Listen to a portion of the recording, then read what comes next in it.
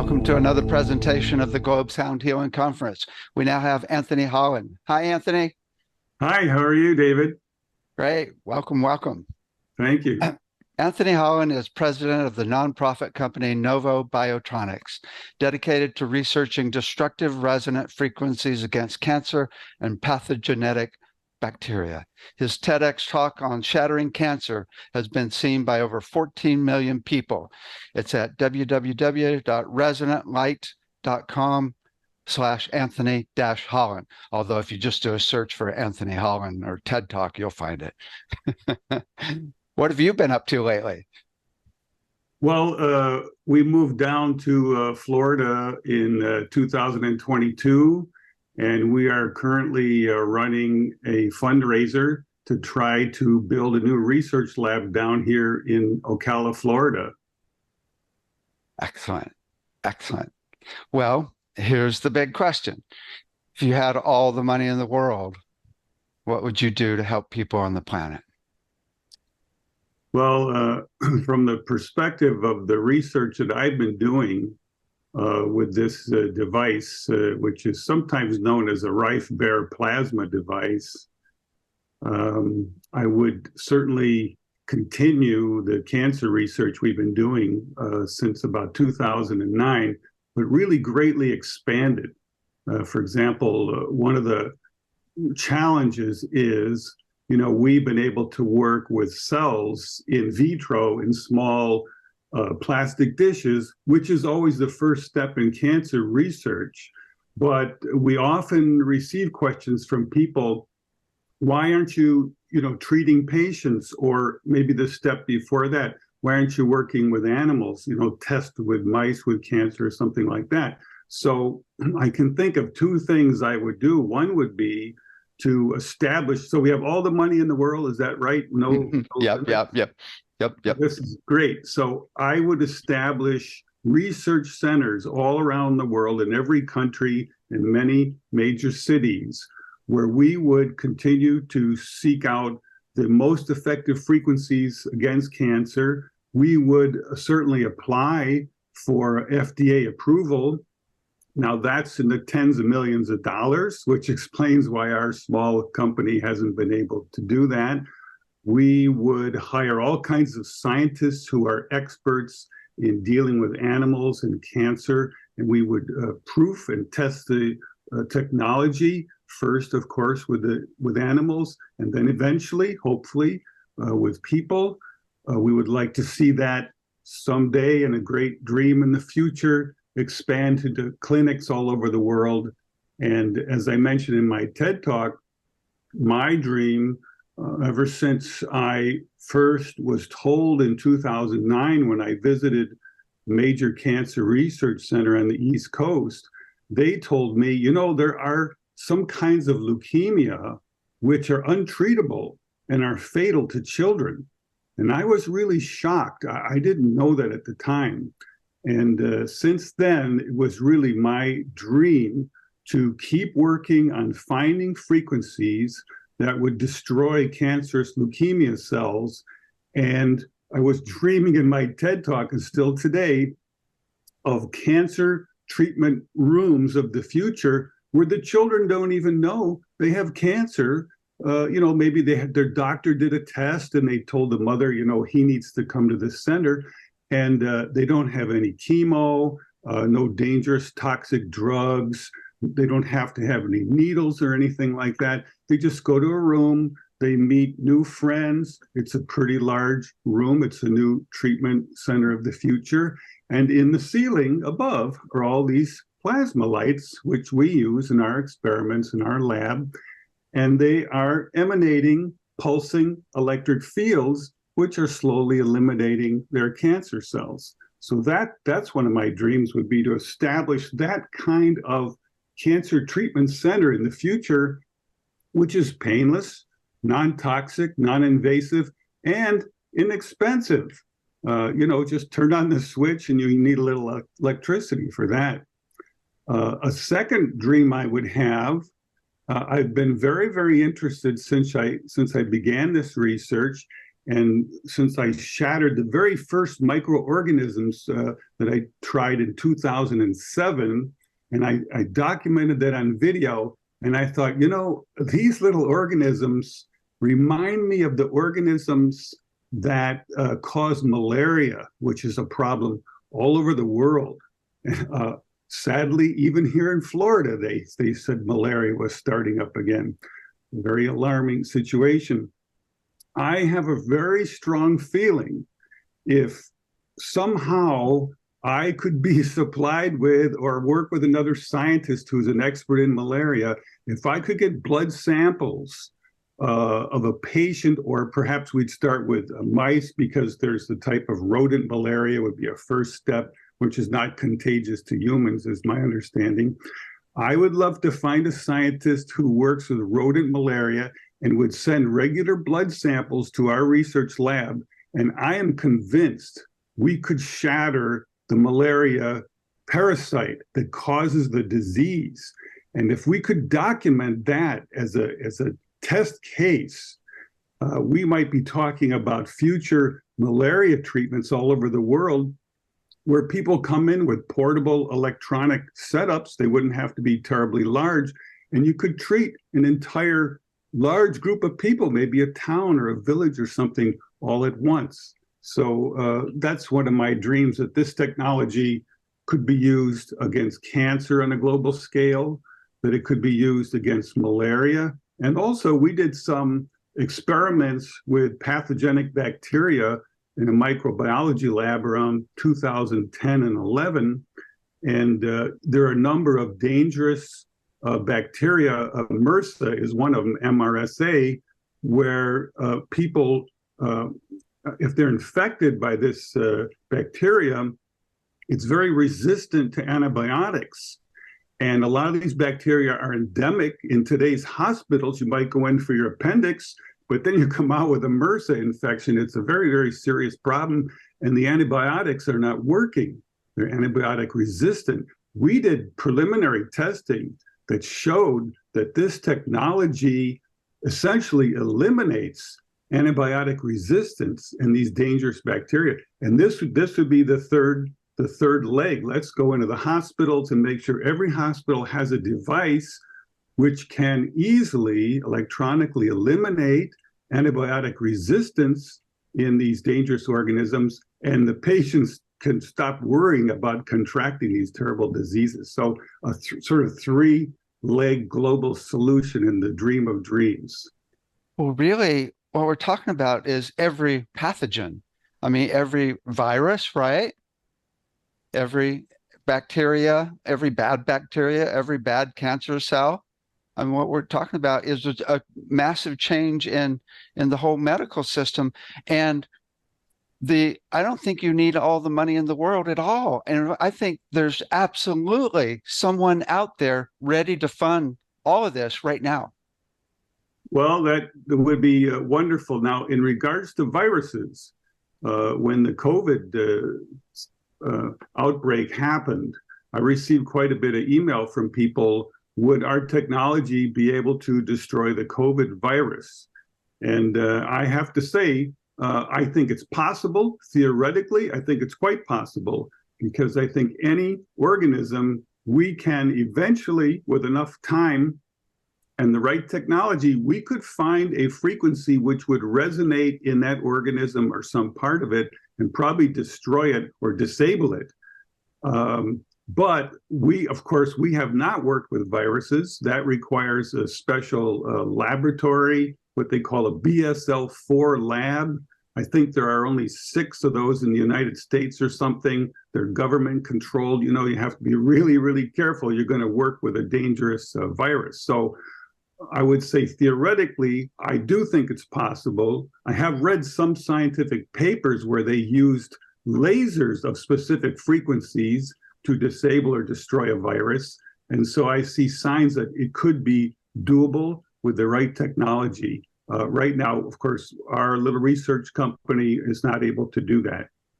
Right, great. I mean, we'll talk more after your presentation. Tell us about your presentation coming up. Okay, thanks. We're going to see in this video First of all, we're going to see cancer cells being shattered. We film through the microscope, and you're going to see leukemia cells and other types of cancer cells actually being literally blown into little bits using only our electronic signals. And that's going to be all fleshed out and explained. You're going to see a list of frequencies which we have found to which different types of cancers are vulnerable. And that means if you use this frequency, at least with our particular electronics we have in our research lab, you can slow down the growth rate of the cancer. And in many cases, you do literally shatter and destroy the cancer cells.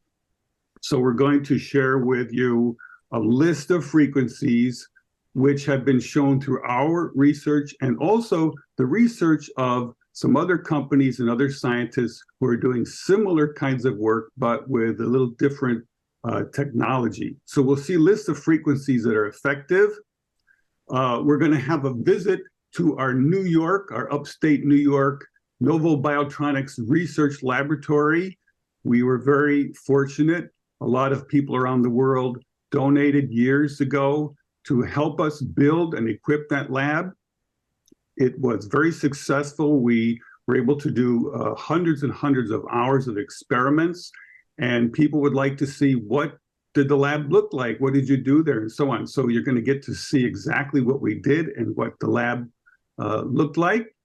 And I think just general, there's going to be some commentary in there about what is a resonant frequency and then what is a destructive resonant frequency with a little demonstration.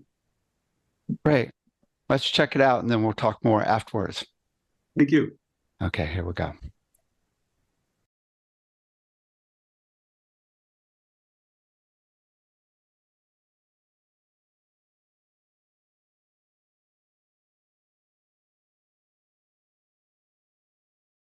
Millions of people around the world have seen my TED Talk on shattering cancer, and millions have embraced our dream of a new future cancer treatment.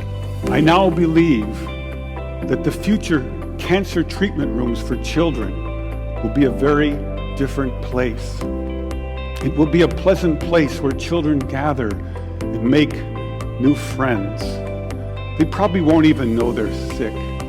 They'll draw pictures, color in their books, play with their toys, all the while unaware that above them are beautiful blue pinkish plasma lights emanating healing, pulsing electric fields, shattering their cancer painlessly and non-toxically, one cell at a time. Thank you.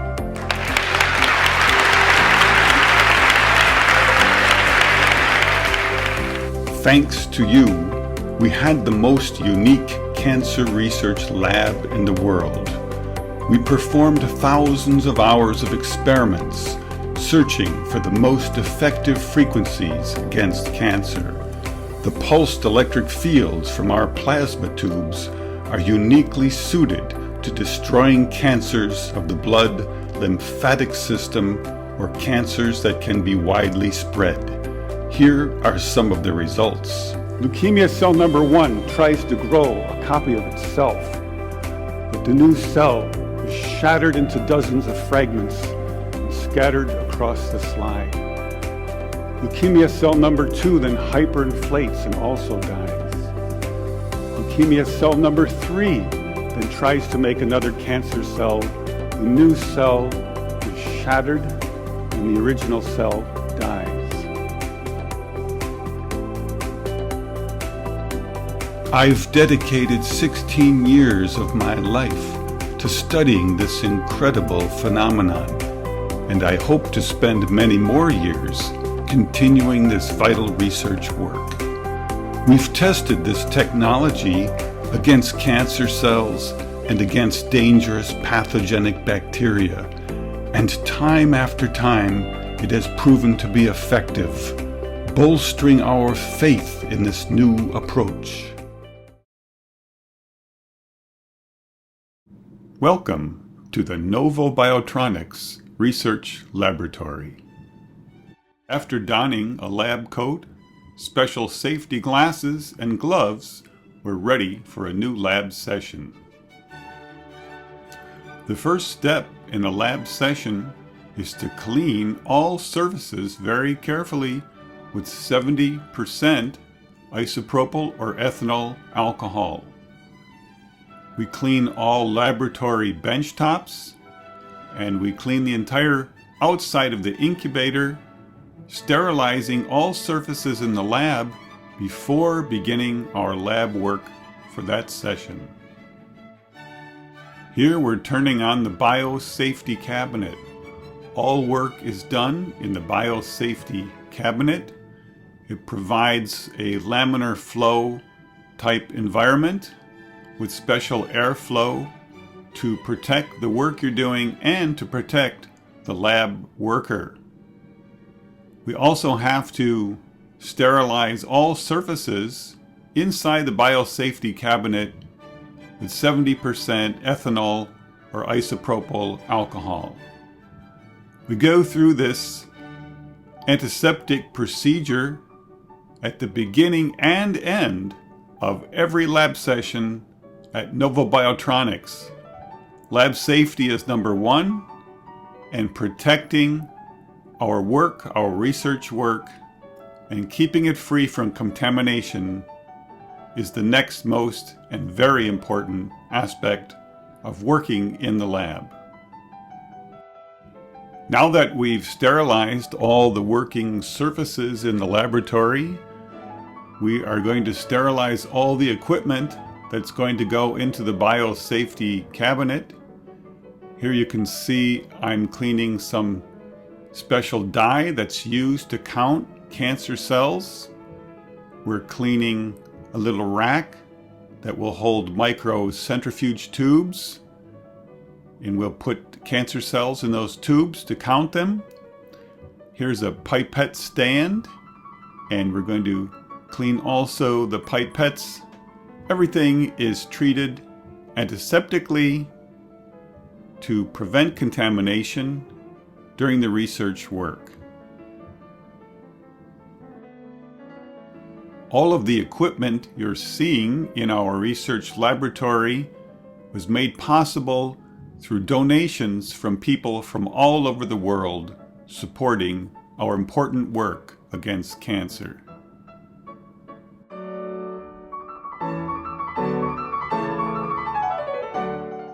Now you'll see me cleaning glass sterile pipette tips. They're wrapped in a special paper and plastic wrapping and are sterilized at the factory, but we also antiseptically treat the outside packaging. So anything that goes into the biosafety cabinet has been carefully sterilized with ethanol or isopropyl alcohol. Now you'll see some of the electronics on the bench top in our lab. Here you see the microscope on the right with cancer cells sitting on it. And on the left, you can see a plasma tube. There's our frequency generator, 197,650 hertz, operating at 30.5 amps. That's our DC power supply. There's our OM2 special RF transmitter. This is an impedance matching device tuner. You can see we get an indication of power levels in watts. And here you can see a lit plasma tube. This is a special plasma tube called a super tube. And here is a close-up of the cancer cells sitting on the microscope being treated by the plasma tube. Here you get some sense of distance from the plasma tube to the microscope. We do keep careful track of the distance and power levels of all treatments. Here you're seeing wires to a custom heated microscope stage, and this is a special fiber optic lighting device that provides lighting through the microscope that does not heat the cells at all.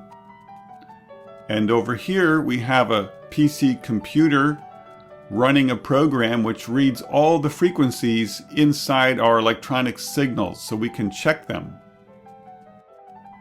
Now I will go over to the microscope. I have turned off the plasma light, and we're going to take the little flask with the cancer cells, sterilize the outside of the flask, and bring it into the biosafety cabinet as we prepare to do an assay counting how many cancer cells survived and how many were destroyed by the plasma treatment. Now you'll see the process of counting cancer cells, doing an assay. First we swirl the flask around. Of course, the flask has been already sterilized. And we're going to take a pipette tip here, sterile glass pipette. We're going to insert it into the electric pipette head. It's a little pump that moves liquids up and down. Everything is done in a sterile fashion. Now with one hand, I'll remove the top of the flask with the cancer cells and insert the sterile pipette. And if you watch my right hand, and if you look carefully at the glass pipette tip, you'll see the liquid with the cancer cells moving up and down. So we will mix that liquid several times to get a good homogeneous mix of cancer cells in the liquid media, and then we'll extract a small portion and put that into a microcentrifuge tube. Here I am mixing once more in the microcentrifuge tube about a half a milliliter of liquid with cancer cells. And now we're going to extract 100 microliters and put that into another small tube. We're going to add to that 100 microliters of trypan blue. This is a special dye that will tell us which cancer cells are alive and which were killed by our electronic pulsed electric fields. Then we mix the trypan blue briefly and extract 10 microliters, just a drop or two. It goes onto a special slide called a hemocytometer. And now we go over to the microscope. If you look at the stage of the microscope, you can see the small slide there, and you can even see some blue coloring. And now I turn on the fiber optic lighting on the microscope and adjust the slide. It's a special slide called a hemocytometer. It's marked with special grids, microscopic grids, and we count the cells in the grids, and we are able to calculate the percentage of living cancer cells versus dead cancer cells. So this is called an assay.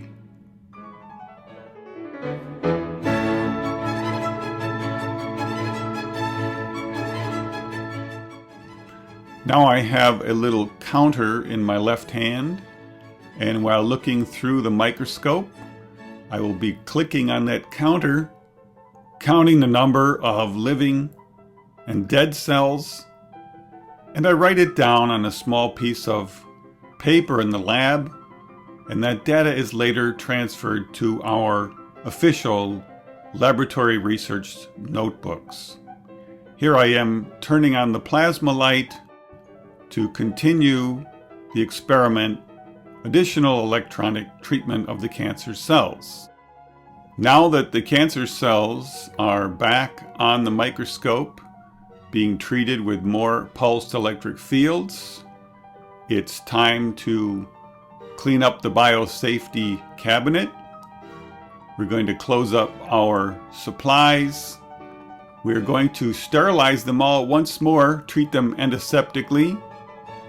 In the same way we did before the work, we do the same kind of antiseptic cleaning after, and we clean every item that was in the biosafety cabinet while we were performing the cell assay work. Here you can see me removing the pipettes from the biosafety cabinet, cleaning the pipette holder, and antiseptically cleaning all the pipettes. So all the equipment is cleaned both before and after every cell assay. It's very detailed work, but has to be done every time to assure accuracy in the research work that we are doing. At the end of the work, all surfaces are treated aseptically again, and an ultraviolet light is run for an hour inside the biosafety cabinet. We hope you enjoyed this visit to the Novobiotronics Research Laboratory. Every year, we are performing hundreds of hours of research experiments in an effort to find the most effective frequencies against cancer. Help us change the future of cancer treatment. Go to the link on your screen today and please donate to our research work.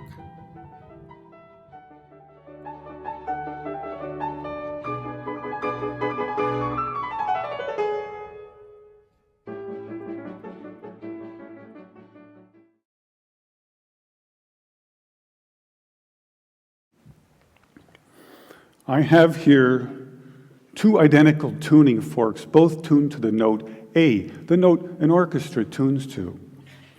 These forks are both made to vibrate 440 times per second. We say their frequency is 440 hertz. If I tap this fork, putting little pulses of energy into it, the second fork will also vibrate in sympathy. And if I silence this fork, we just may hear the other singing its tone.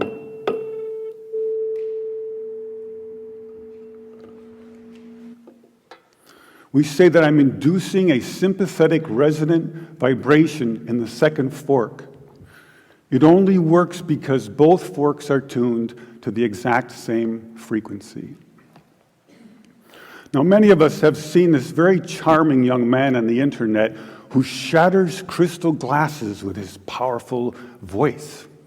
But if you watch him carefully, you'll see that first he taps the glass with his finger and listens. The glass sings its natural resonant pitch. Then he takes a deep breath and sings a loud, long note. He induces a resonant vibration in the crystal glass. The vibration grows larger and larger and larger until the glass is shattered. On the other end of the scale, we have a giant bridge made out of concrete and steel, a suspension bridge, the Tacoma Narrows Bridge. Cars and trucks and buses are going over it every day. And unfortunately, where they built this bridge, there was a steady wind blowing across it. And one day, this wind induces a small vibration in the bridge, hardly noticeable. But the frequency of the vibration matches the resonant frequency of some part of the bridge. And the vibration gets larger and larger and larger until the bridge collapses into the river below. A destructive resonant frequency. So on one end of the scale, we have a giant concrete and steel bridge destroyed by resonance. And on the other, we have a small crystal glass shattered. So maybe we could shatter something even smaller, something really small, something you would need a microscope to see. Maybe we could shatter a living microorganism. And the hunt begins through a microscope for a frequency which will shatter a living microorganism.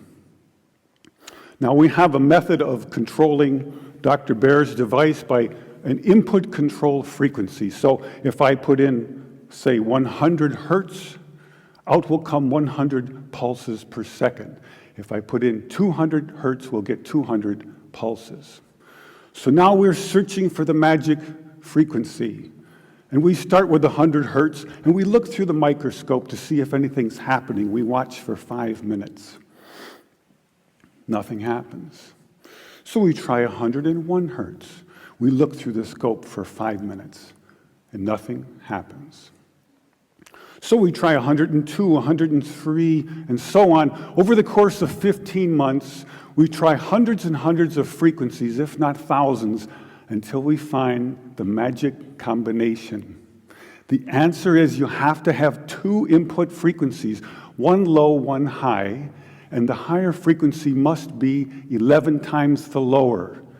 It's what we musicians would call the 11th harmonic. And when we add the 11th harmonic, we begin to shatter microorganisms like a crystal glass. These are the first videos taken. We showed these videos to our friends in the biology department. They said they hadn't seen anything quite like it. Seems to be a new phenomenon. These organisms are being shattered by our electronic signals. This is a harmless organism, almost friendly, a little blepharisma. And normally they're very fast swimmers, but when you approach a frequency to which they are vulnerable, they begin to slow down, then they stop, and then they begin to disintegrate within about 3 minutes. And about this time, we meet a cancer researcher, and we show them these videos. And this results in an invitation to spend 4 months in a cancer research lab trying to shatter cancer cells. This is our setup in the lab. You can see the microscope with cancer cells on it. Here's the plasma tube, and here's my little frequency control box. So first we attack pancreatic cancer. Take a good look at this slide, because the next one will look quite different. After we treat these cells, they change their shape and size, and they begin to grow long, rope-like structures out the sides. They look something like antennas. I call them bioantennas for biological antennas. It's as if the cancer cells are trying to tune in to our signal. It also turns out this is the beginning of a process of destruction for cancer cells. We now know that cancer is vulnerable between the frequencies of 100,000 hertz and 300,000 hertz.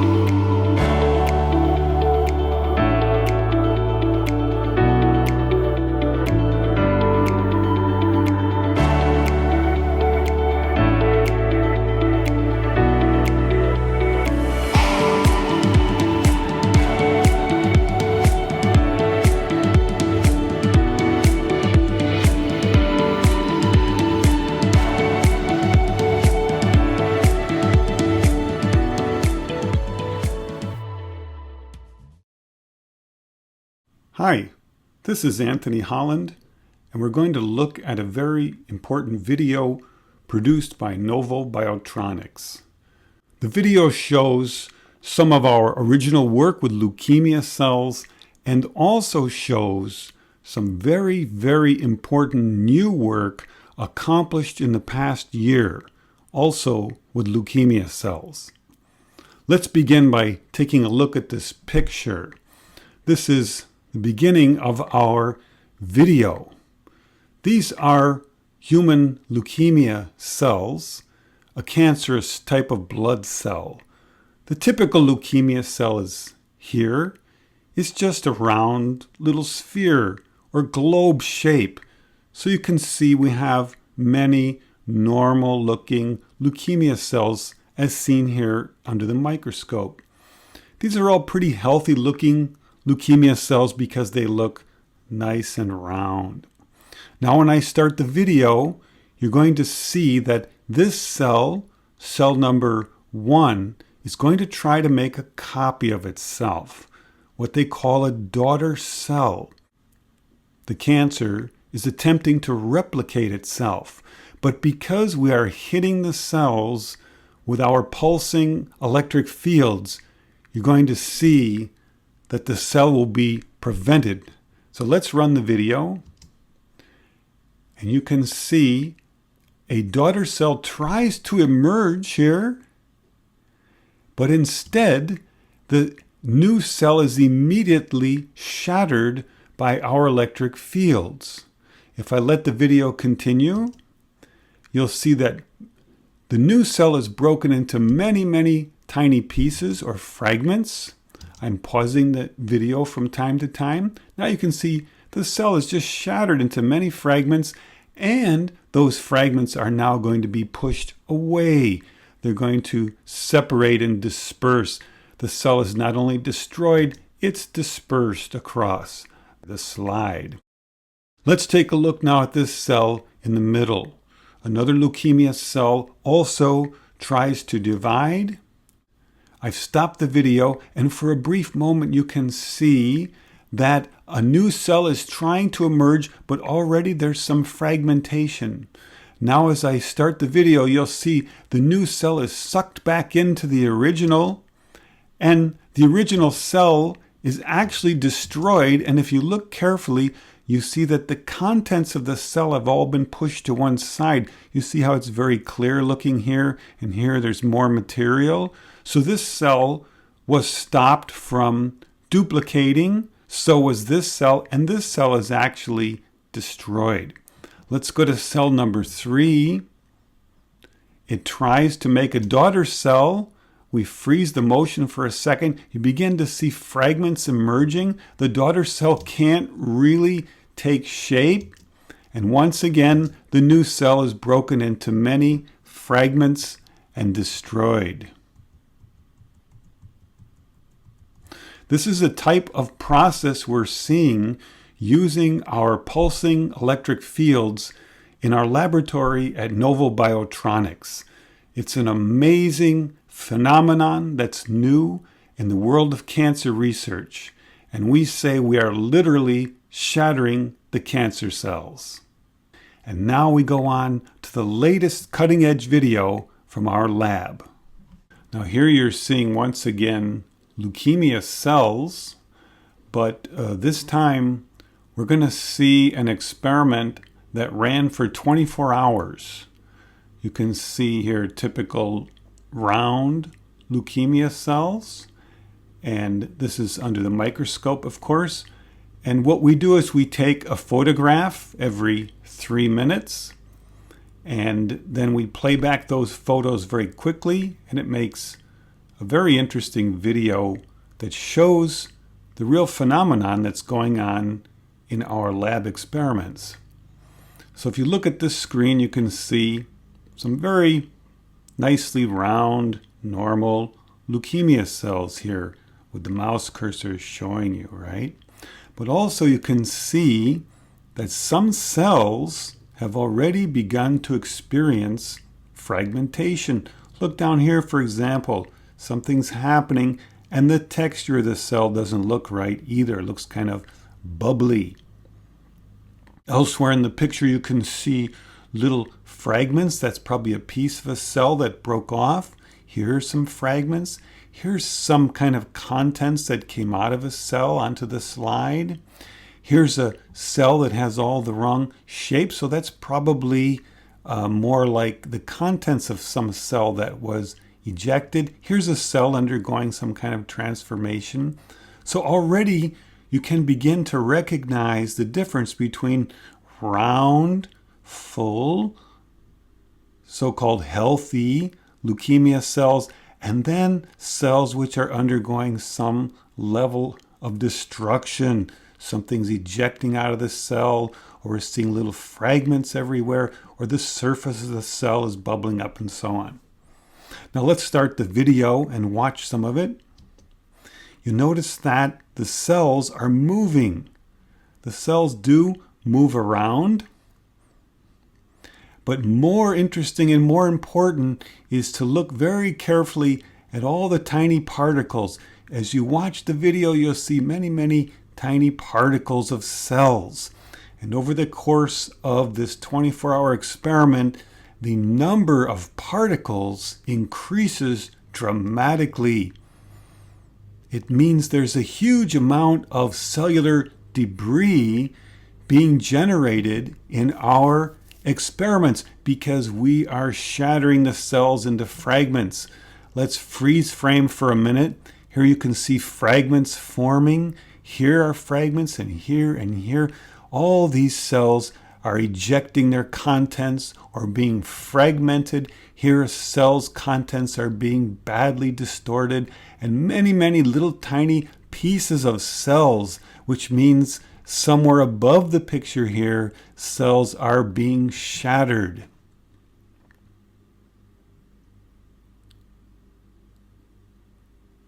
If you try to focus on a group, like if you look over here or over here and you watch it over time, you'll see a major transformation. You see lots of little tiny fragments will gather almost as if they're little satellites orbiting a planet. That's a common effect we've seen. It's part of the fragmentation process. Here you can see lots of fragmenting and the cell going through crazy gyrations. Sometimes these fragmenting cells rapidly move through the picture, and here are more. There's so much destruction going on in this video that even scientists who work with cancer every day don't really recognize it because there's nothing like it that can destroy cancer cells this quickly and this dramatically. Look at this large cluster in here, another group being shattered, and many, many fragments. Notice the tremendous increase in fragments. Right here you have this classic group of fragments around a larger sphere.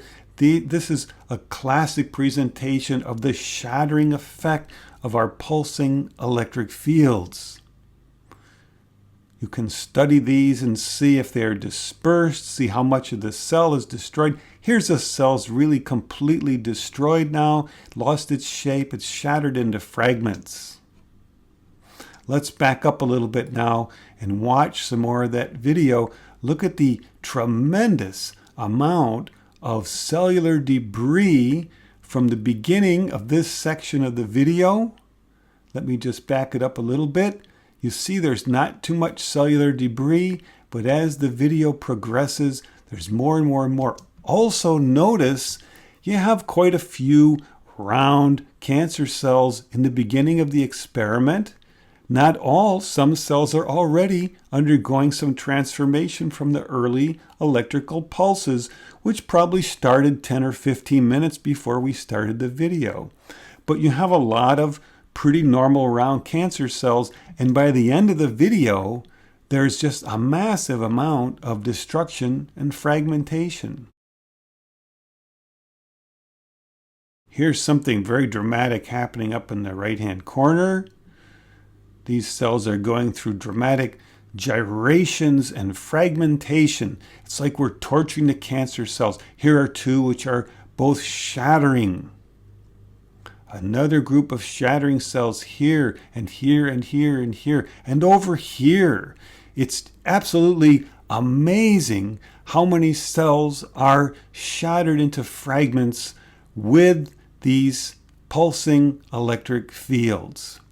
You can play the video over and over and over and watch different groups and see how they move and how much they're shattered. It's just a phenomenal experience to see all these cancer cells being shattered.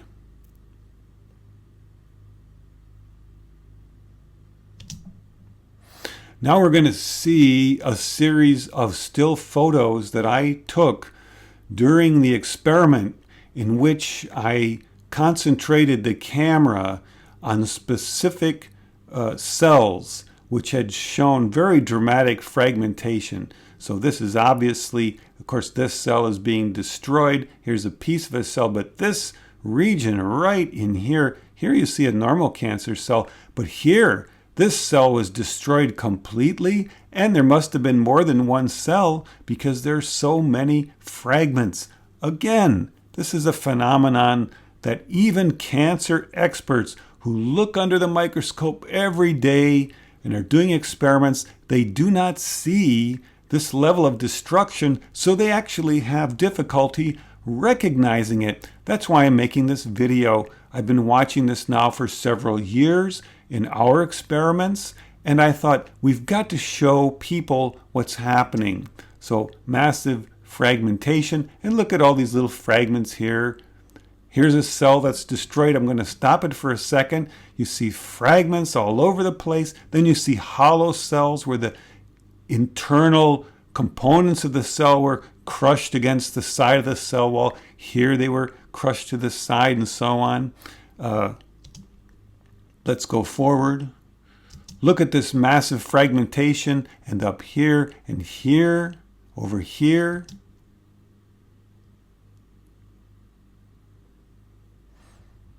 Massive numbers of fragmented cells. Look at that, almost completely hollow, and inside what's left of the cell, little tiny fragments. All of this is destruction. All these little fragments you see everywhere. Here's the classic, many little sort of orbiting fragments around a larger cell. Here it's starting to do that. Here there's destruction. Here that cell's been destroyed.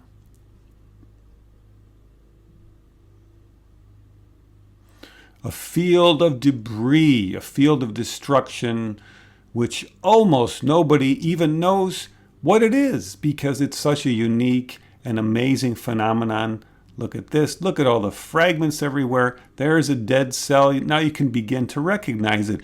There's a pretty normal round cell. There's a pretty normal round one. And here, not so normal. The color's wrong. The texture's wrong. The internal contents of the cell are all jammed to one side. Fragments here, here, and here. It's really unbelievable.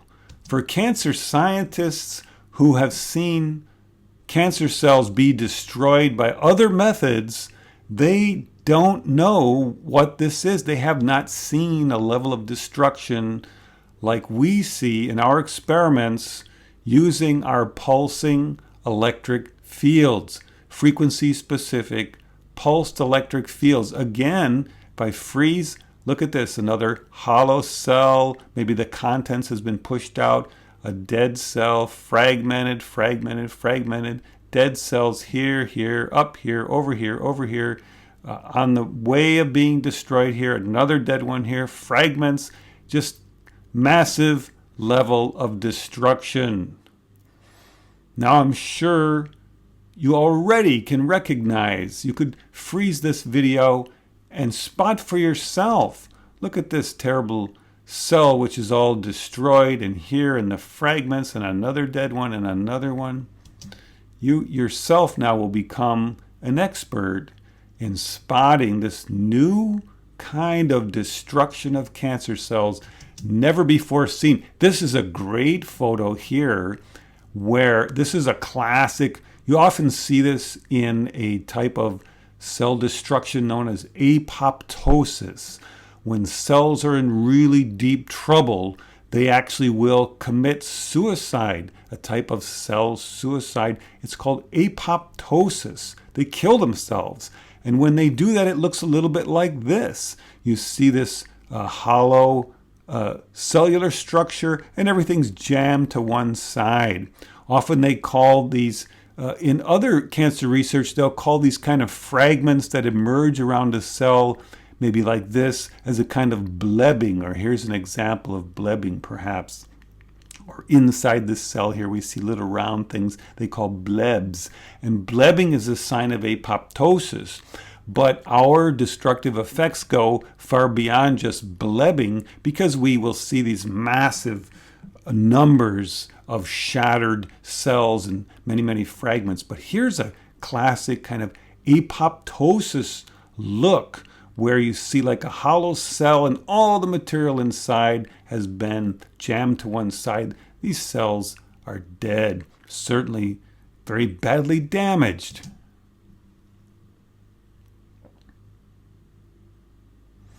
Look at that overall screen. The number of fragments from destroyed cells is really incredible.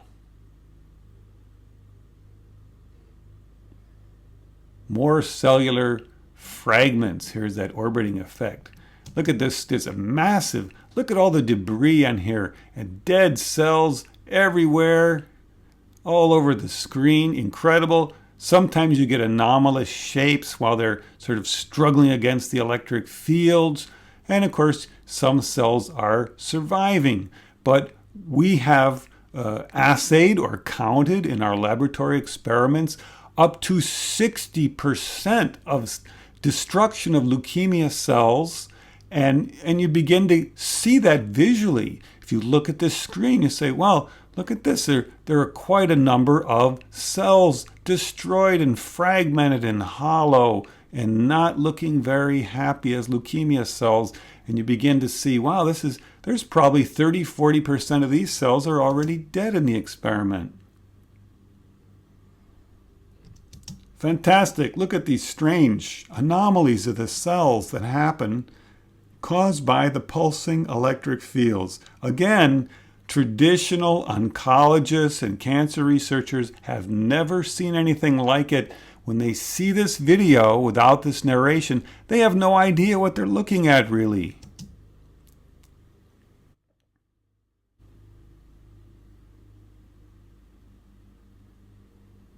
Massive fragmentation, massive destruction of leukemia cells. No chemicals were used, no chemotherapy, no radiation.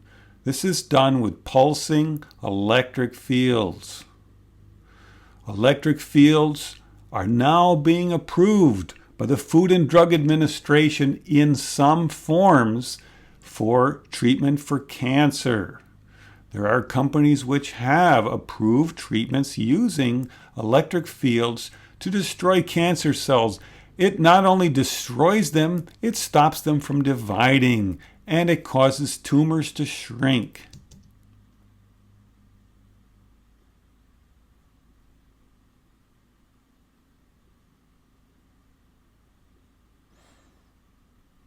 More individual photos taken during a 24-hour experiment against a cancerous leukemia, a type of blood cancer.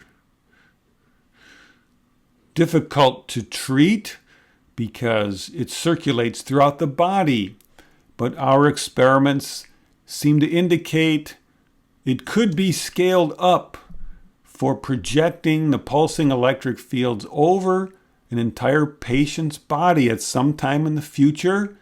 We are very, very hopeful that these experiments will lead to a new kind of cancer treatment which is not toxic to the patient, will not make the patient sicker than they already are, which is non-invasive. You don't have to inject anything or stick any needles in anybody. All this destruction you're seeing of these dead, fragmented cancer cells is caused by a special kind of light called a plasma light that projects frequency-specific pulsing electric fields. In the future, we believe People will be treated with these special pulsing electric fields for cancer. It will be painless, non-toxic, and slowly destroy their cancer cells.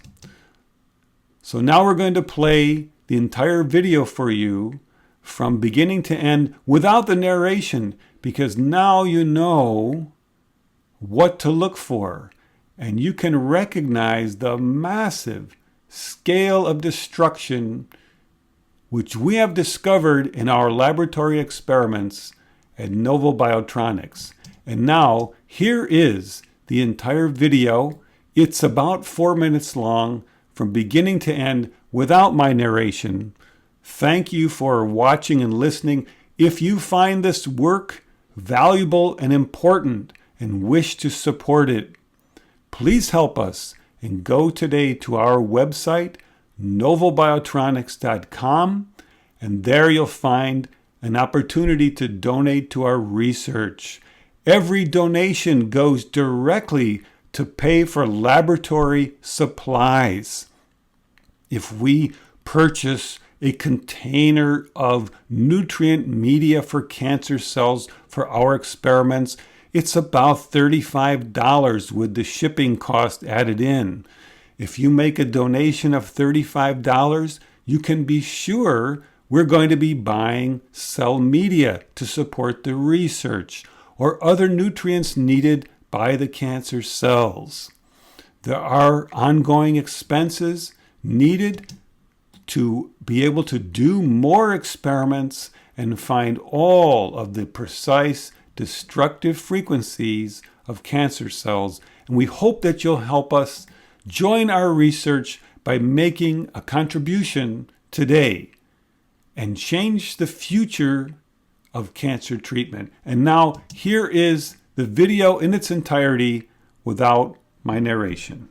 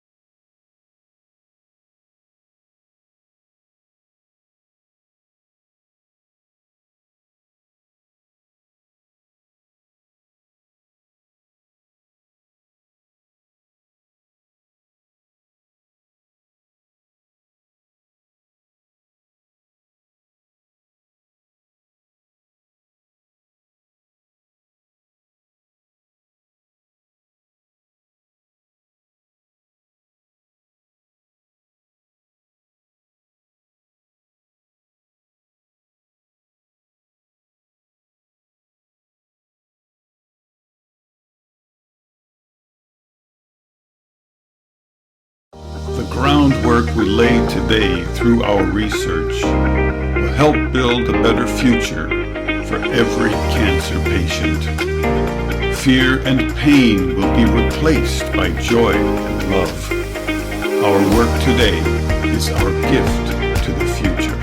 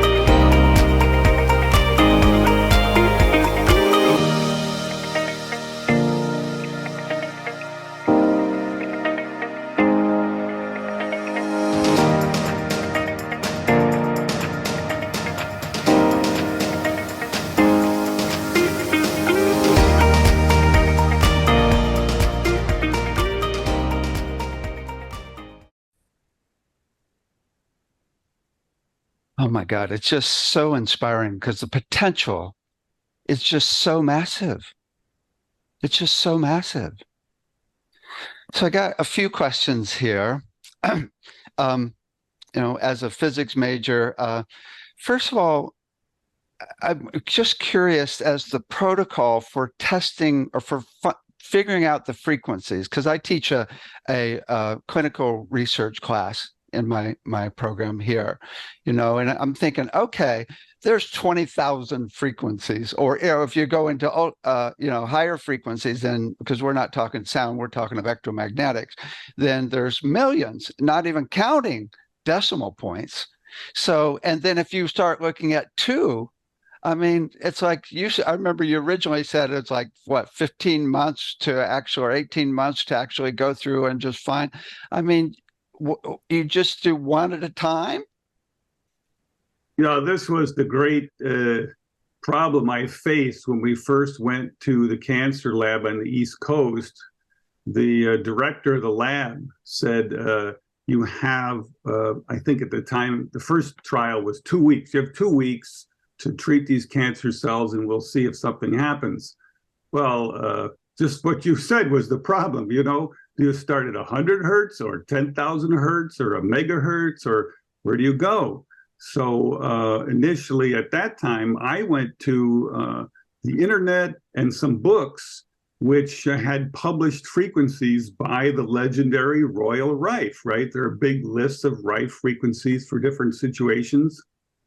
And I made a list of all of them.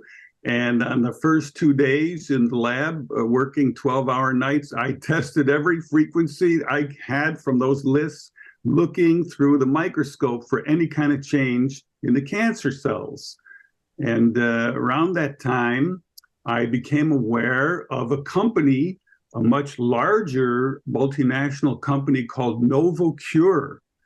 Novocure started in Israel. They started with $1 billion, that's billion with a B, of private investment. And that was way back in 2009. And since then, Novocure is now a publicly traded stock with an FDA-approved cancer frequency treatment. I think they have 3 types of cancer now approved. They use a little different technology than we use. They use electrodes that are glued, essentially stuck to parts of the patient. So if you have brain cancer, was the first cancer they were FDA approved for, they shave your hair, and then they glue a series of little electrodes on your head, and a low-powered frequency electric field goes into your brain all day while you wear this device. It's very effective. So after I tried all these, historic Rife frequencies, and I'm sorry to say, I didn't see really any effect on the cancer cells. I was pretty surprised. I thought, well, let's see what Novocure does. What range are they working in? And at that time in 2009, they were not yet FDA approved, but they had some very good scientific publications. They are very well funded and they have top-notch scientists. So I read that NovoCure considered that 100,000 hertz, 100 kilohertz, was a common frequency to which many cancers were vulnerable. And further, they delineated that in most of their publications, they say between 100,000 and 300,000 hertz is where they've been able to show the cancer is vulnerable. So this is when I began hunting up in that range in 2009 between 100,000 hertz and 200,000 hertz. However, our frequencies are passing through a plasma tube. We don't use electrodes that are attached to the cell flasks or anything. This is a glass ball filled with helium. The gas molecules light up with the electronic signals we send in, and it emanates electric fields, which are pulsed at the frequency that we have control over. So we started pulsing cells up in the NovoCure range around 100 kilohertz. And that's when I first saw something, I was at 197 kilohertz, and I saw my first leukemia cell shatter. And that just blew my mind. It also blew the mind of the lab director. I still have on video a little segment with the lab director. I'm not supposed to show it to the public, I'm sorry to say, but the lab director looks at me on video and he says, I don't know what you're doing, but you're destroying more cancer cells than chemo or radiation, and it's impossible.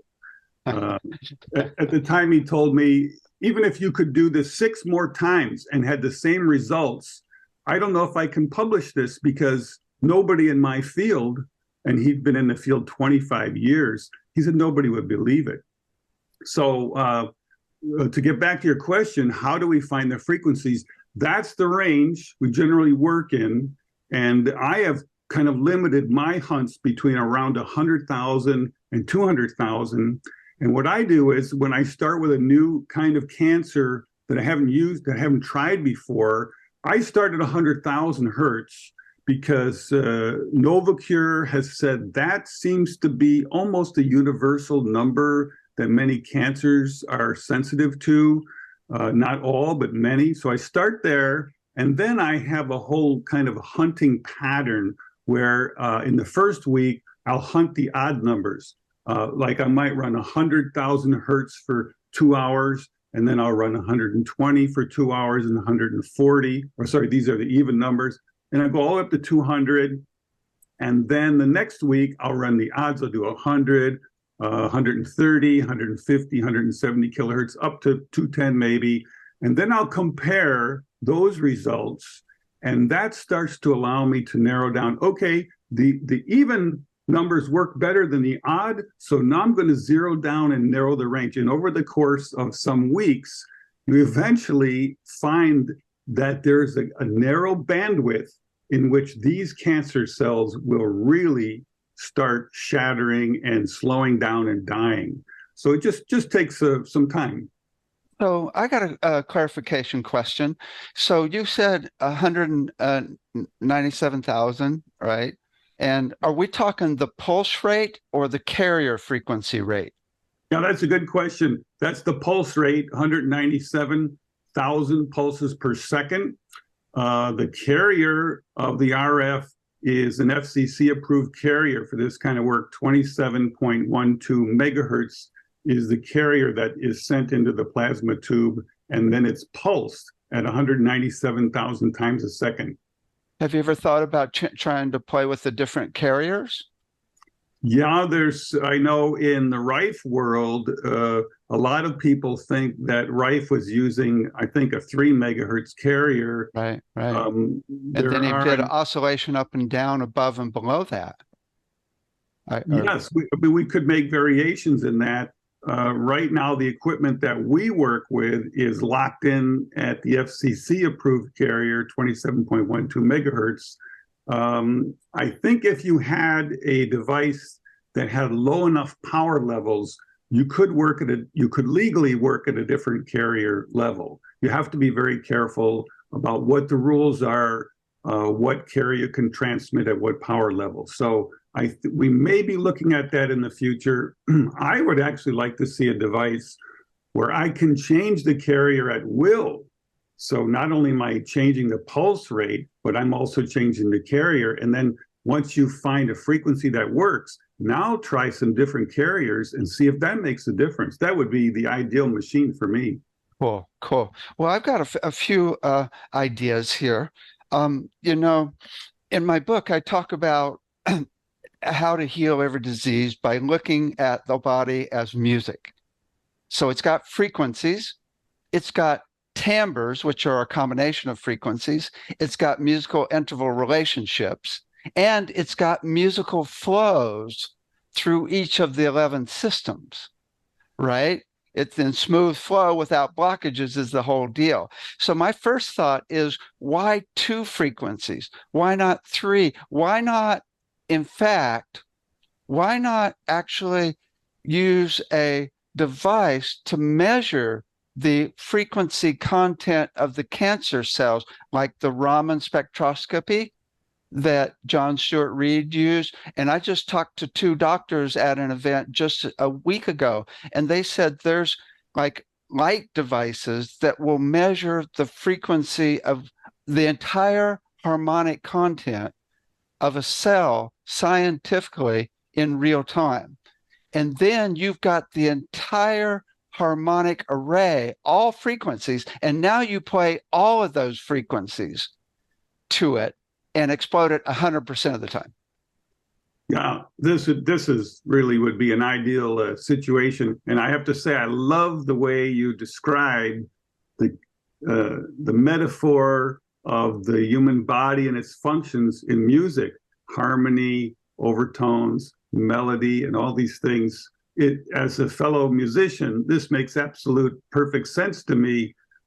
When I'm doing experiments, in fact, when I was working still as a college professor teaching music for many years, one of my areas of work was composition, writing music for other performers, or in some cases, electronic music for computers.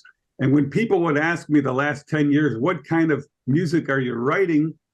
I would say I'm writing music for microbes or music for cancer cells. And the difference is we're hoping they don't like this music very much. That really, you don't want to see your audience get hurt by your music. But in the case of cancer or dangerous bacteria, hey, we don't mind if the audience doesn't survive the concert.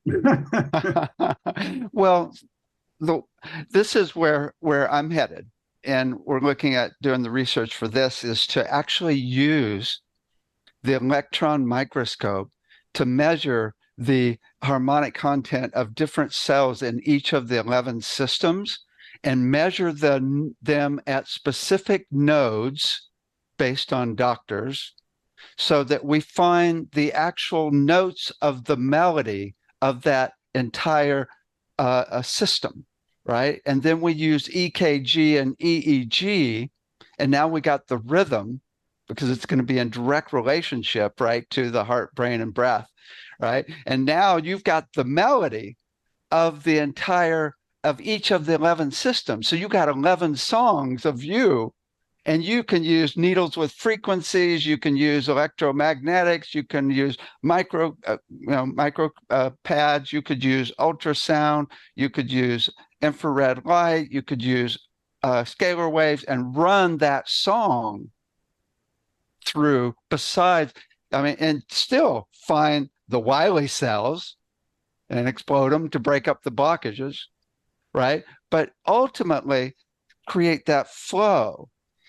But also, this is the other thing that I think about, and that is to shift to finding what's right in the body and using electromagnetics to resonate the parts of the body into what's right also, besides destroying what's wrong.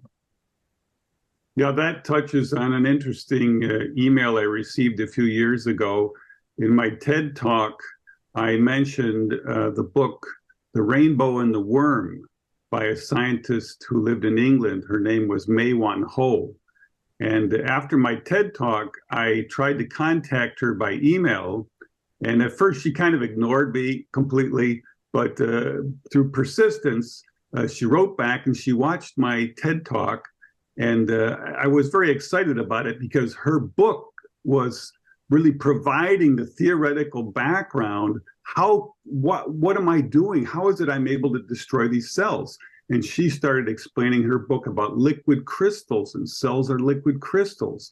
And I knew we could shatter crystals with the right frequency.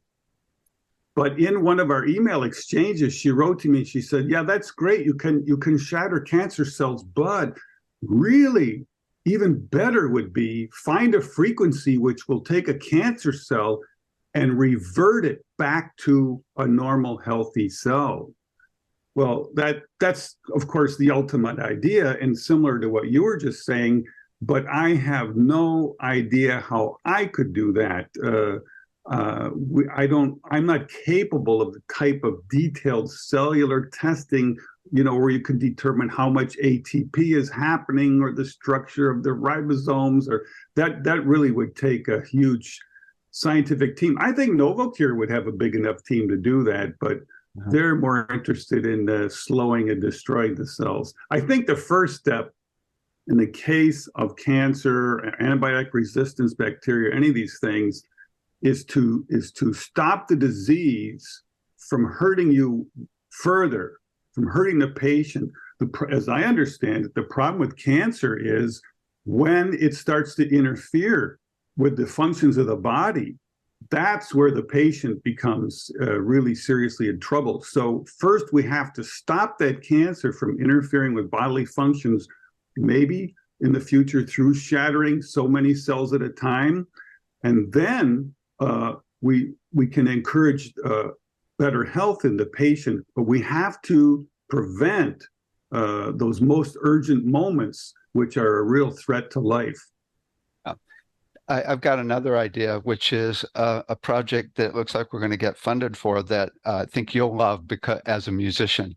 And that is to use these electron microscopes to map out all frequencies of all 70 trillion cells. Take a little time, right? And we'll have to use AI, but then we'll map out the musical interval relationships between them, because they will be the same. They're different from person to person, and that's why nobody agrees on any frequency for anything, right? Because it's a little bit different. So then but I bet you the musical interval relationships are the same from person to person. I think you're right. I think there are certainly unique characteristics for every individual, but then I think there will be broad characteristics which all of our bodies would respond to.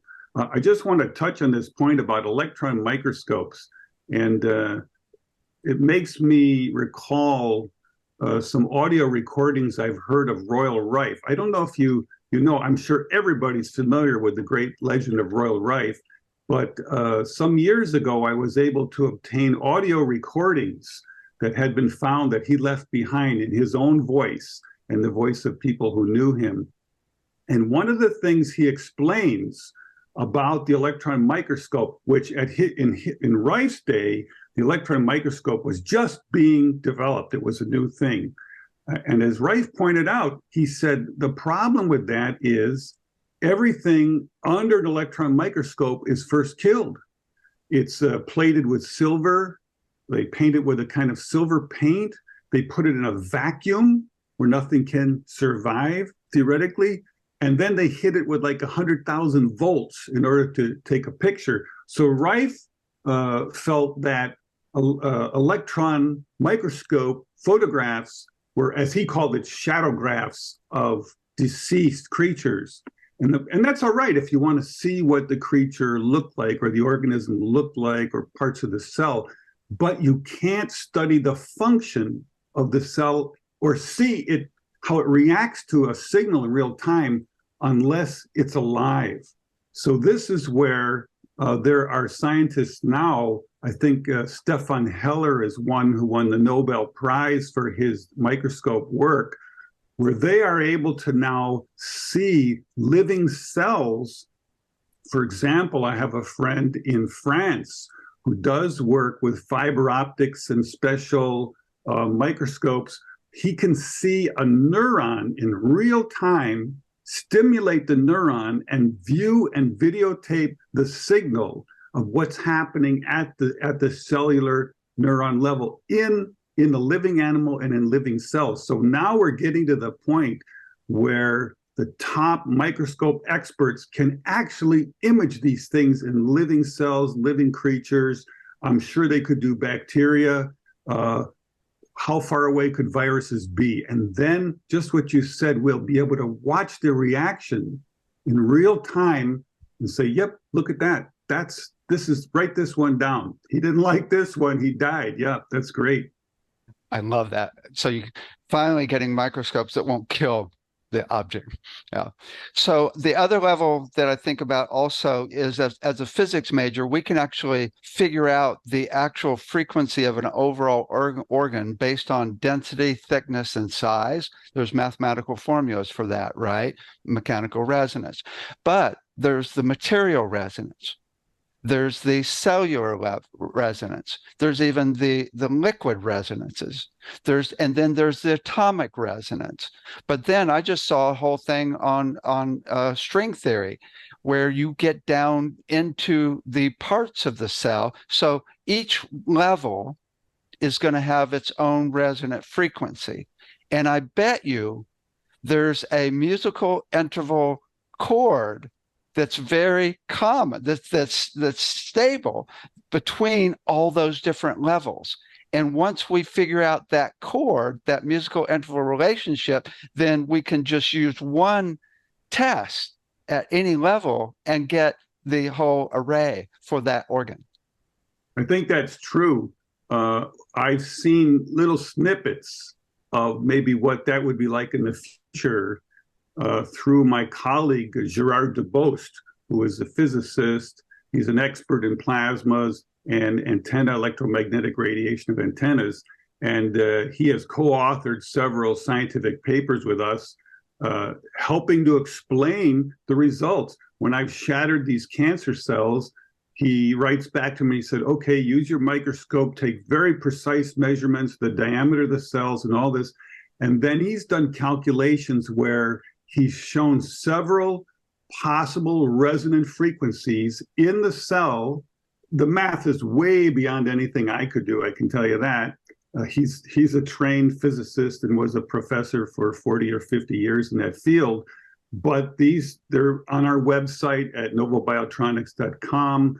And if you're a math person, I encourage you to look at it, and you can maybe explain it to me. Gerard explained it to me in layman's terms.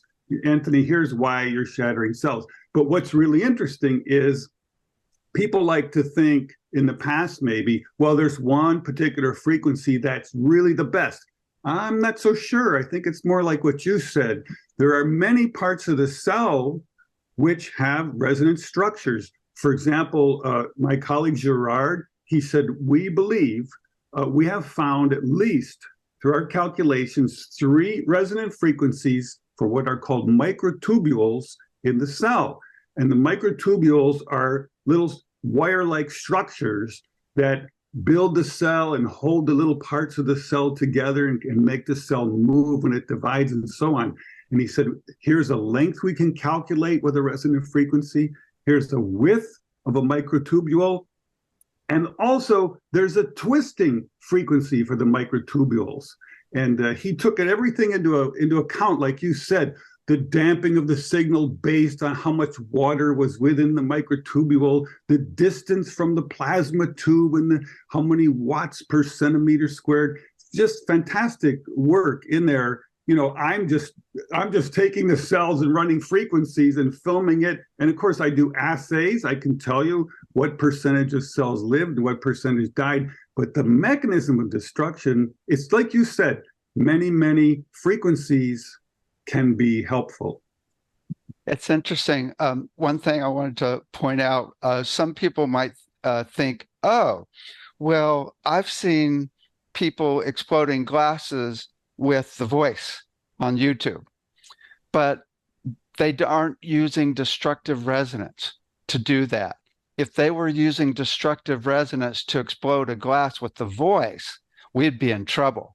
It's like, especially in a sound healing class, oh, lost a liver today, right? Oops, there went a kidney, right? Hit the wrong frequency, right?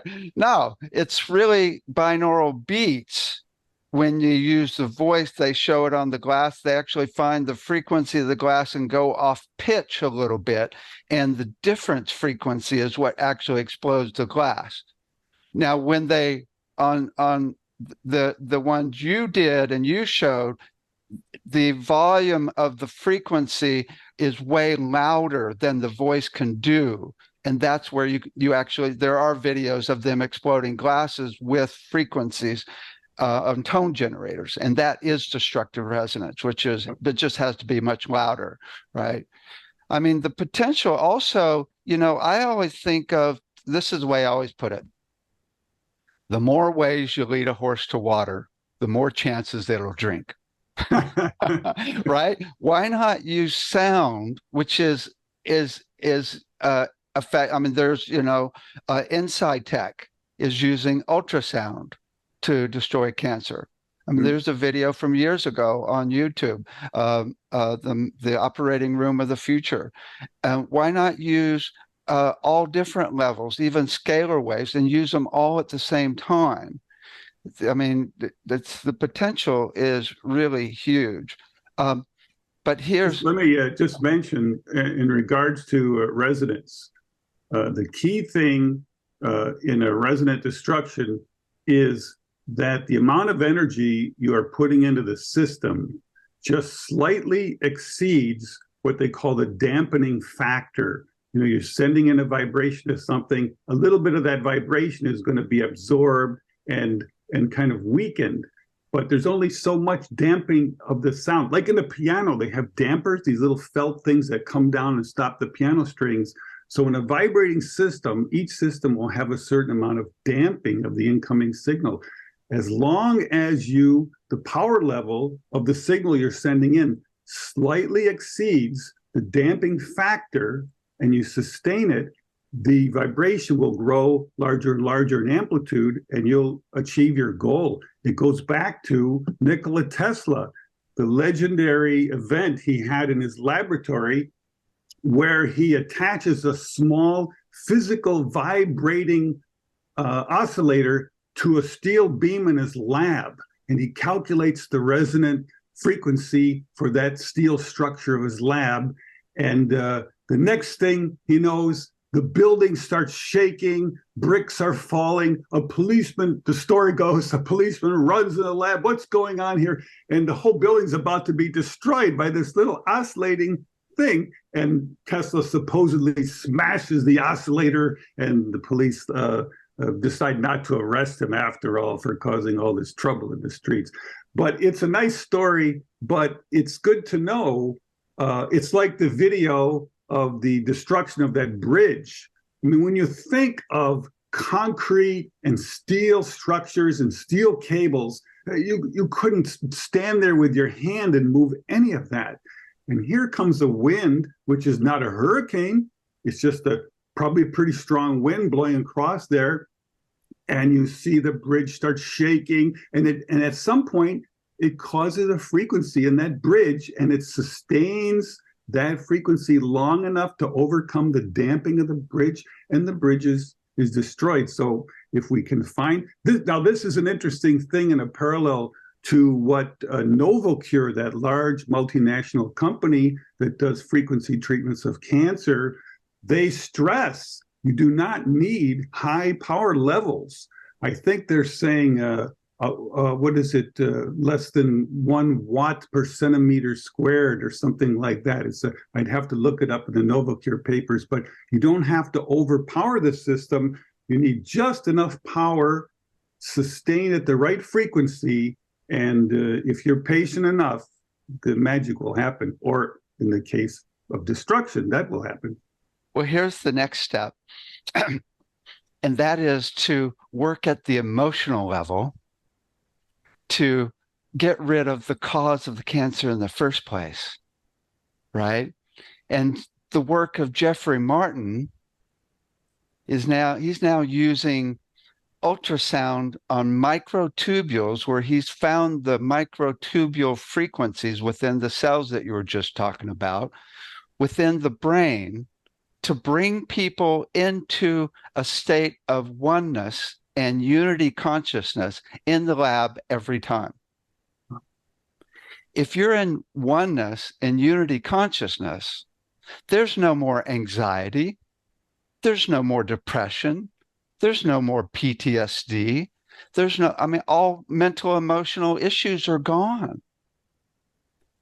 So now we're talking a new, if we use that level as well, oh my God, the world's about to change. Yeah, there's no question that nutrition plays an absolutely key role in cancer. I'm not an expert in that, so I leave that to those experts, but I certainly have studied that quite a bit. The Warburg effect and things like that are very much in the news. But also, as you say, it's recognized by doctors that your emotional state, your mental emotional state, has a very powerful effect on your body. You can destroy your immune system, which is used to fight cancer and other diseases, if you have emotional issues, if you're having tremendous stress and things like that. There's no question that good health has to be emotional, mental, physical, nutrition, and all of these things. It's a lot of work to be healthy. So I have to ask the question, a lot of people are thinking, have you been hassled at all? Not really, no. Cool. I had one instance in upstate New York, which was I had some concern about my personal safety. And that's a little bit part of the reason of why I moved to Florida. But I had been to Europe, and I met a very famous in Europe, a scientist who was an expert in microscopes. And he did warn me. He said, you know, if you get too close to finding a solution for cancer, which does not use pharmaceuticals, you are going to have two visitors at your door. And he went on to describe, he had these visitors and told me the story. Now, I don't know if he was telling me a yarn, you know, just to have a great story because I had come to Germany to visit him.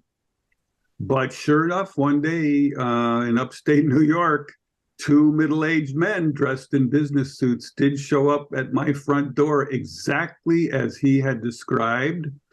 And their behavior was very strange. They knew my name. And when I told them at the moment I was very busy and didn't have time to talk to them, they later returned and tried to, I don't know what they were going to do, but it's fit the description of this fellow in Germany so well that I felt very uncomfortable about it.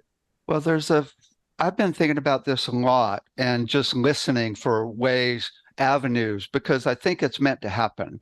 And, you know, I talked with Jeffrey Thompson, who's really been working in this area as well and thinking about it a lot. And the first thing I think is to get the hospitals on board.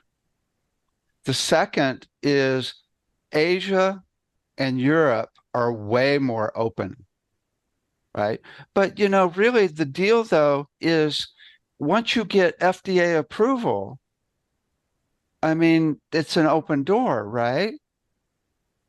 Yes, if you have FDA approval, then you are allowed to treat patients with your method, with your technology. Yeah. Mm-hmm. But the problem is to get FDA approval, it's costing, I think, a minimum of $10 million to run through the 3 phases of FDA trials. Boy, that's not a lot for the potential of what this could do, though. That's really not a lot.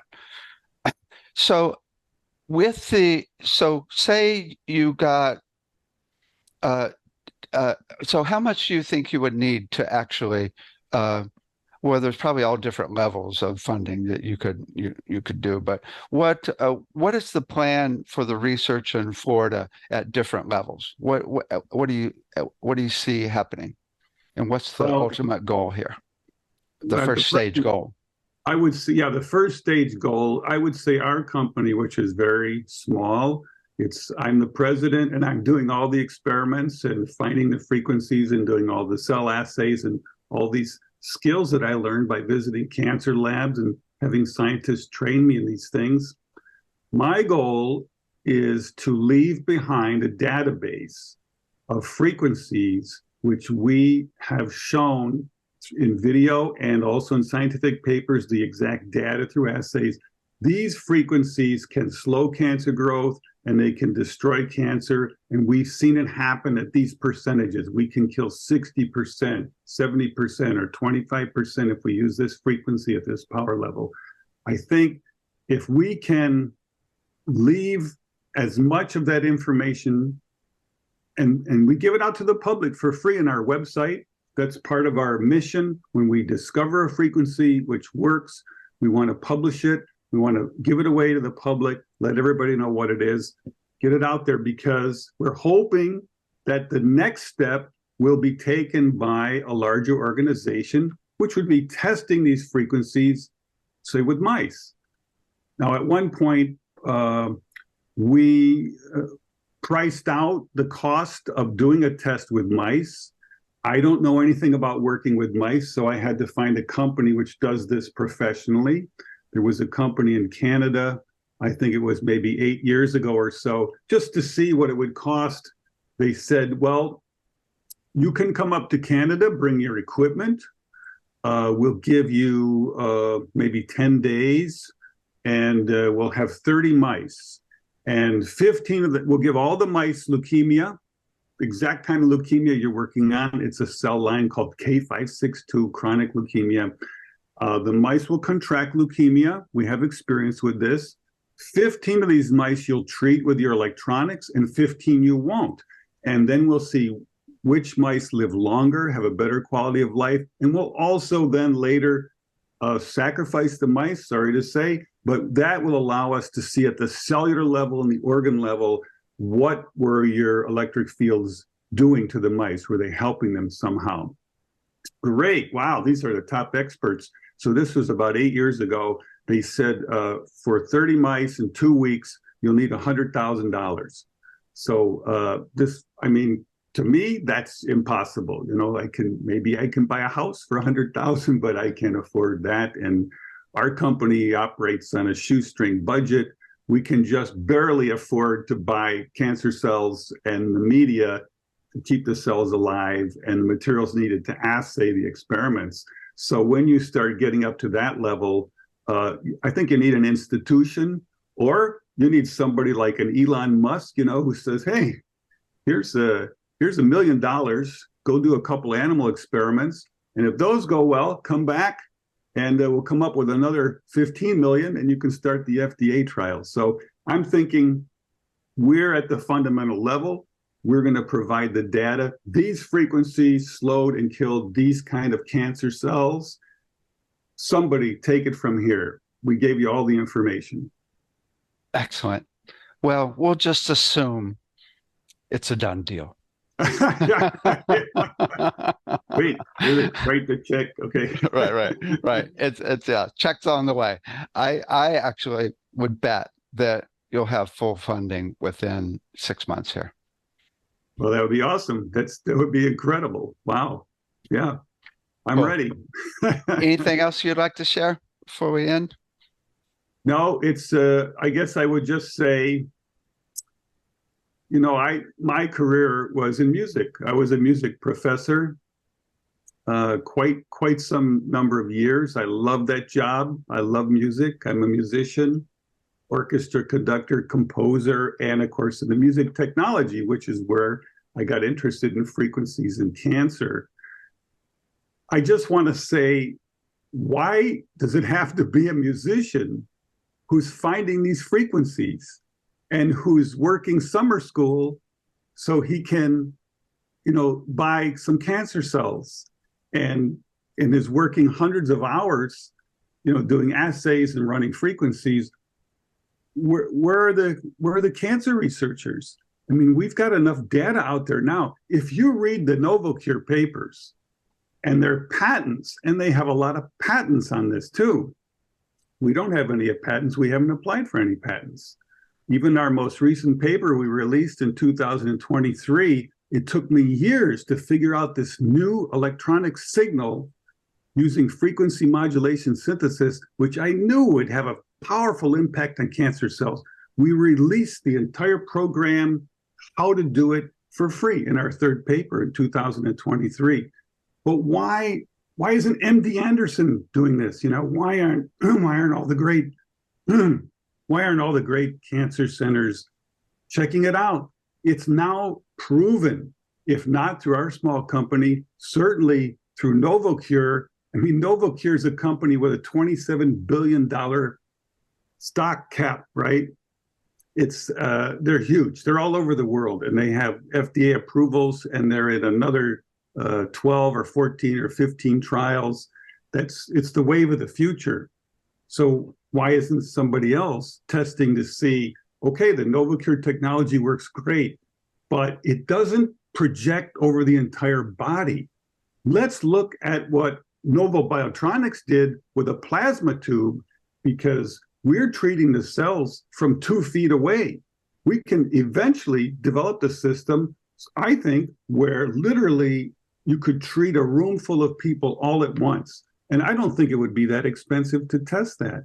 But, where are the cancer researchers doing that? They can't get grants for that. They can get grants if they want to use drugs, but they can't get grants for using electronics.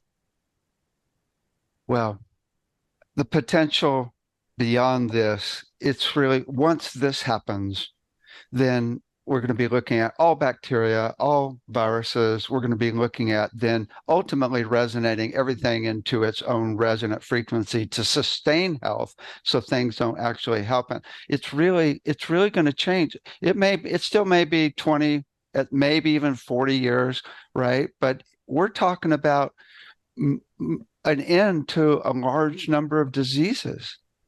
That's right. I really, when you watch Star Trek and you see how they have a little machine and somebody broke their arm and 5 minutes later it's all healed. Yeah, I think that's where we're going. And I just want to mention for anybody watching this little laboratory you're seeing around me is computer generated, very beautiful, neat little laboratory. I can assure you that our laboratory is much messier than what you're seeing on the screen. So I thought, we saw you cleaning it up earlier. We're scrubbing the microscope over here. Right. Well, thank you so much for everything you've done and everything you're working on. It's just, I applaud you. Thank you so much. And it's been a tremendous pleasure to speak to you. Your background in music and physics and healing, I must say, it really resonates with me in a beautiful way.